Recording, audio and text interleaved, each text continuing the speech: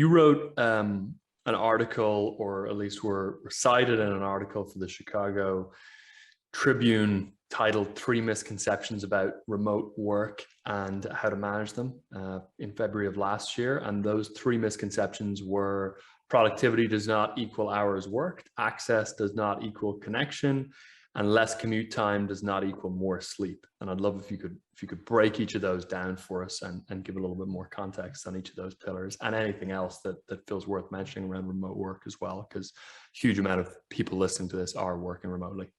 Productivity is no longer outside of the factory working and industrial context. It's not about widgets. We're not making widgets. It's not about numbers in, numbers out. As in, if I put 5 more hours into a factory, then I'm going to get, it will linearly increase with the amount of work product and work outcome. Welcome to knowledge work, guys. Knowledge work is not like that. You will have an aha moment in the shower on a Saturday night, and that could set the entire direction and strategy for your company and for your team. You did not plan that, and that aha moment could have been after months of not coming up with any good ideas, banging your head against a wall, trying to solve a problem, and then all of a sudden, lo and behold, at being on vacation on a Saturday, let's say, you're going to have this aha moment just naked in the shower. The point I'm making here is that there is no longer a linear relationship between number of hours put in and the outcomes that we're getting out of those hours. So we have what we call a non-linear relationship with productivity now as knowledge workers. Having said that, I think it's of utmost importance for companies and teams to now understand this and acknowledge it up front, that we don't want to promote what we call presenteeism. Presenteeism being showing up for the sake of showing up. You invite me to a 3-hour meeting and I just say, okie dokie, and I accept the invite, even though I totally don't need to be there. If I actually looked carefully at the agenda that you hopefully sent out in advance, if I look at the agenda, I'm not really taking lead on any one of these. I'm not an active participant in this meeting, let's say, for example, but I'm going to show up anyway. So I just took 3 hours of my precious time and I dumped it into a meeting that I didn't need to be in, for example.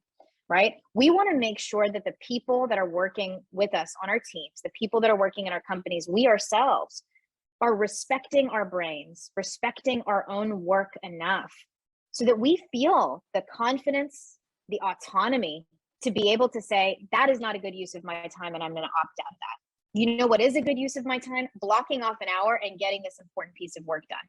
And I'm going to do that during my peak biological time, my peak performance window based on my chronotype, because I know that I will get my work done 5 times faster during, for example, let's say 9 to 11 a.m.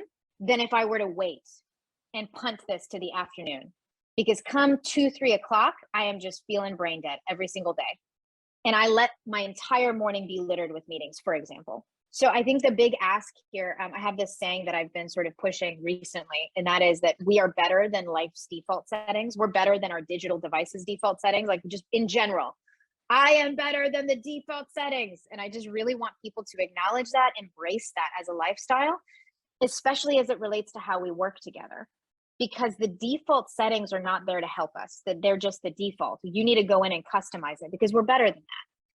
It's important for us to, yes, communicate and be accessible to our teams, especially if you are a people leader, if you're a manager, or if you are a domain expert and people will come to you with questions.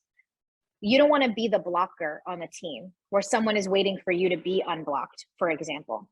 However, there is a world of difference between being accessible and being constantly connected. And being constantly connected, especially within the context of remote or hybrid work, is one of the biggest mistakes that we can possibly make. There's biological reasons why humans are compelled to make those mistakes, though, in the first place, and that is that humans are very, very social creatures. We're actually the most social species on the face of the planet.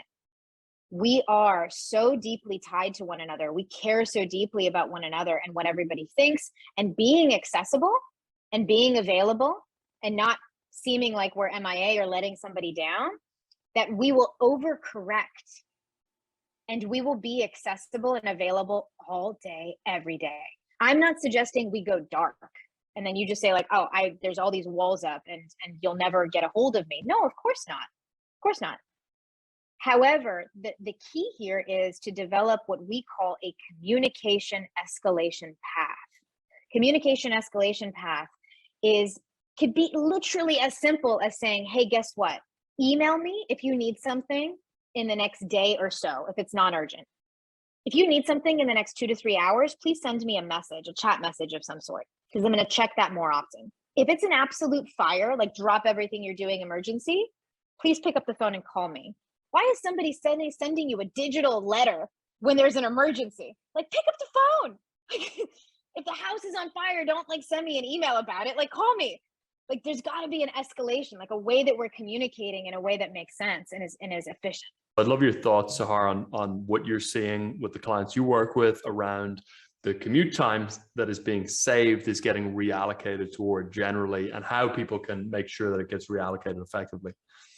The data early on in the pandemic, and this came out of Microsoft actually earlier than it did most other research teams and research groups, that time, the commute time, 100% went towards chat.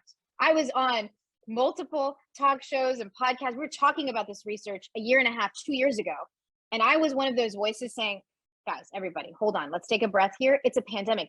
People are stuck inside. There's nothing for them to do. I get that they're not making healthy choices. I can see, and it's much to my chagrin, that people aren't sleeping or maybe exercising at home or just meditating or doing things that bring them joy and comfort during those off hours. But it's a weird time right now. Give folks a little bit of time to just sink into this, and we might see the data kind of shift. No, unfortunately, I was wrong. We did not see the data shift. People are still using the time in the early mornings and late evenings and on weekends to catch up on work. And I think the culprit is honestly that there's no work day. I push the finger back, and I'm not blaming the people themselves. They're catching up on work because they need to get their work done. I'm blaming meetings. I'm blaming our organizational culture on how email, like digital communication and meetings are getting handled. We've seen a huge spike in the number of meetings that people are having. And 2/3, by the way, this is COVID data, 2/3 of meetings are anonymously rated as being not a good use of their time. If what you've heard on Flow Research Collective Radio has been helpful, please consider doing us a solid and leaving us a review on Apple Podcasts, Spotify, or wherever you are listening to this. Reviews help us connect to a wider audience so we can get these peak performance principles out to more people.